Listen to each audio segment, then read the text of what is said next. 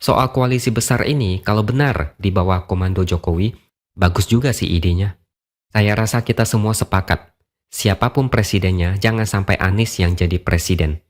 Mungkin saat ini banyak yang pesimis. Capres untuk Pilpres 2024 tidak ada yang sebagus Jokowi. Tapi setidaknya jangan memilih yang terburuk di antara yang terburuk. Asalkan jangan Anies aja lah.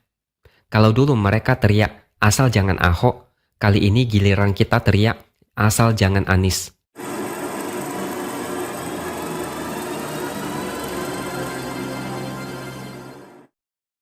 Halo, bertemu lagi dengan saya X Hardy di Opini Sewer.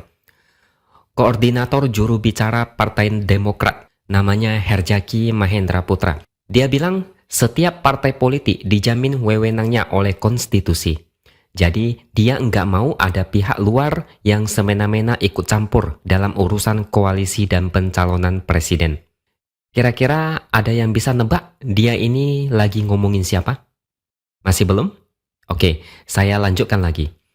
Dia bilang lagi, Demokrat memperingatkan pihak eksternal sebuah partai politik menjadi penentu dalam terbentuknya sebuah koalisi dalam pemilu 2024. Dia tidak mau ada pihak di luar partai menjadi team maker. Dia minta pihak luar partai menghormati independensi partai politik. Jadi kata kuncinya adalah team maker.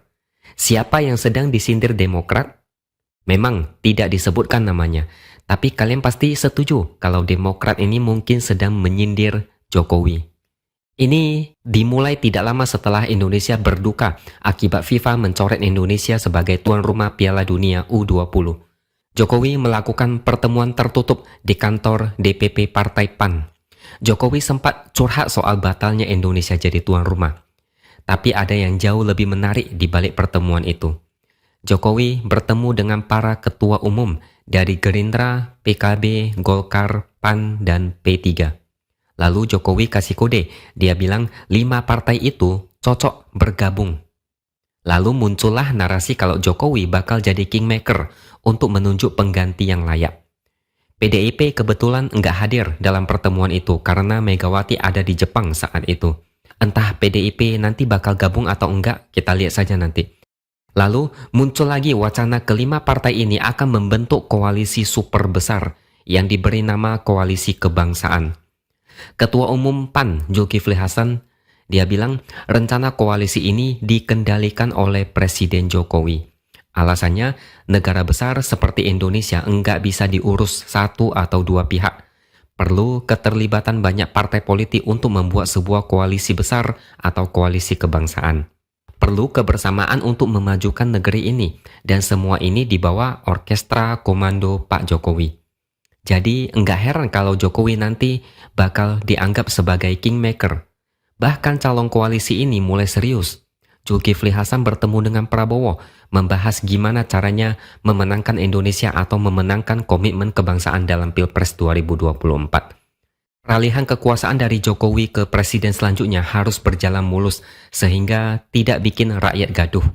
Komitmen kebangsaan di bawah komando Pak Jokowi sebagai jalan tengah nanti untuk memajukan Indonesia. Harus diingat juga banyak pendukung Jokowi yang masih menunggu kemana arah telunjuk Jokowi. Banyak yang mau menempel Jokowi karena pengaruhnya sangat besar. Bahkan kalau masa jabatan presiden misalnya diizinkan 3 periode, Jokowi pasti akan menang telak lagi. Tapi berhubung hanya bisa 2 periode, maka siapapun yang di-endorse atau ditunjuk Jokowi akan mendapatkan dukungan yang masif. Saking berpengaruhnya Jokowi, banyak yang gelisah.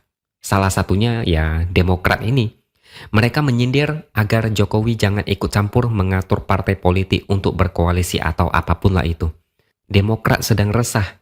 Apalagi di sisi lain Demokrat kubu Muldoko mengajukan PK. Demokrat kayak diserang dari 2 sisi. Seorang analis politik dan Direktur Eksekutif Aljabar Strategi, Arief Kicaniago, dia juga bilang Jokowi bakal jadi kingmaker jika kelima partai tadi setuju berkoalisi. Jokowi kelihatan serius dengan calon penggantinya sebagai presiden. Jadi menurut saya wajar kalau Demokrat gelisah dan enggak bisa tidur dengan nyenyak. Apalagi kalau sampai PDIP juga ikutan bergabung, maka Pilpres udah dianggap selesai. Kubu koalisi perubahan nggak akan punya peluang. Ini sama aja kalah sebelum bertanding. Dalam beberapa kesempatan, Demokrat mengaku enggak gentar menghadapi koalisi besar. Tapi kenyataannya Demokrat pasti gentar dengan kekuatan sebesar itu. Belum lagi mereka pusing dengan manuver kubu Muldoko. Ini yang paling bahaya, karena kalau PK dikabulkan, AHY bakal terancam.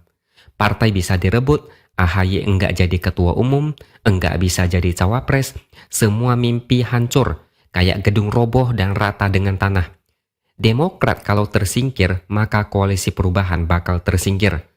Anies juga bakal tersingkir dan pulang kampung dengan tangan kosong. Demokrat mau berlagak benar dan bicara soal konstitusi. Ini karena mereka sekarang ini dalam kondisi kepepet dan terjepit. Faktanya dulu ketika Demokrat masih berkuasa, masih di atas angin, mereka berusaha mengamankan kekuasaan. Salah satunya yang nyata dan jelas adalah Presidential Threshold atau PT. PT saat ini adalah 20%. Ada salah satu juru bicara KLB yang bilang PT 20% ini ada saat SBY berkuasa. Pada 2009, SBY menjadi pengusung supaya koalisi mendukung dan setuju PT naik menjadi 20%. Ini katanya ada hubungannya dengan SBY yang mau nyalon lagi di periode kedua. Pada 2009, Demokrat sangat kuat di DPR dengan jumlah kursi 21,7%. SBY mau nyalon lagi. Jadi SBY diduga mau menghambat calon-calon lain dan lahirlah PT 20%. Sialnya rencana itu dapat dukungan partai koalisi yang menguasai lebih dari 50% kursi DPR.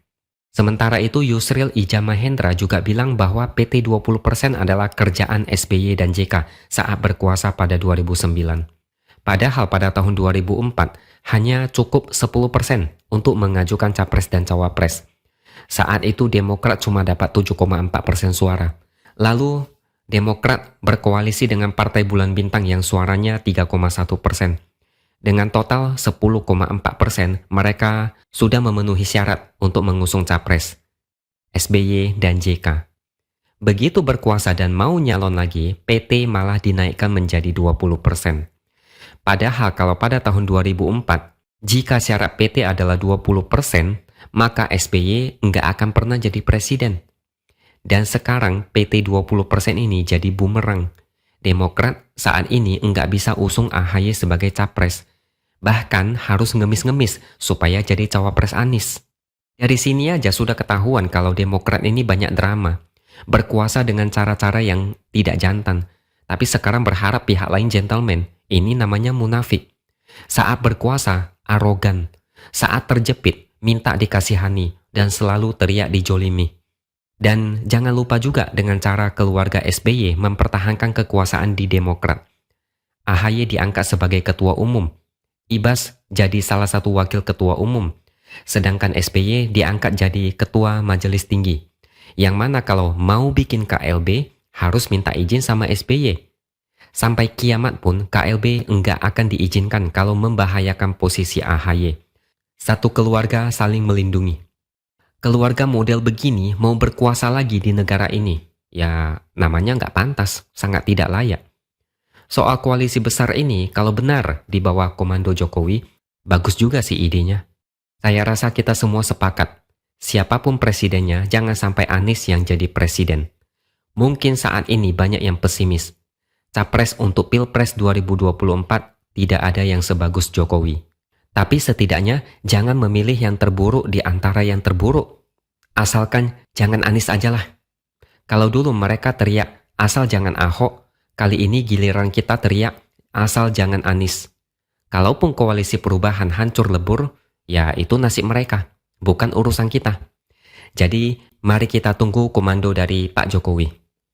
Oke? Sekian opini dari saya, jangan lupa subscribe channel ini supaya makin berkembang dan tuliskan komentar Anda. Terima kasih sudah menonton dan sampai jumpa lagi di lain kesempatan.